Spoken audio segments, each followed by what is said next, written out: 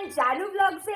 তো আজ হলো আমাদের বিয়ে পার্ট 39। তোমরা এর আগের পার্টে দেখেছিলে যে আমার গায়ে হলুদ হয়েছিল এবং আমার মেকআপ আর্টিস্ট চলে এসেছিল আমাকে সাজানোর জন্য। তো এখন আমি সেজে গুজে বসে পড়েছি এখানে। অ্যাকচুয়ালি আমি বসেছিলাম এতক্ষণ বাইরে, কিন্তু আমাকে ঘরে পাঠিয়ে দিয়েছে কারণ গেস হোয়াট, সোনু চলে এসেছে আমাকে বিয়ে করার জন্য। শোনো তো, তোমরা বাইরে শুনতে পাচ্ছ ব্যাগ বাজছে। ফাইনালি এতদিন বাদে আমার বিয়ে হচ্ছে।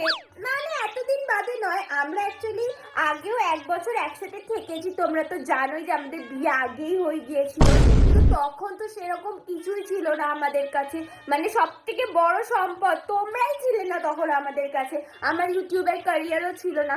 আজকে তোমরা আছো বলে আমি এত এত বড় করে আবার বিয়ে করতে পারছি, 3000 লোক খাওয়াতে পারছি, আর আমাদের মেনুতে মাটন অ্যাড করতে পেরেছি শুধুমাত্র তোমাদের জন্য। তো তোমরা আমাদের ভিডিও অবশ্যই অবশ্যই দেখতে থাকবে।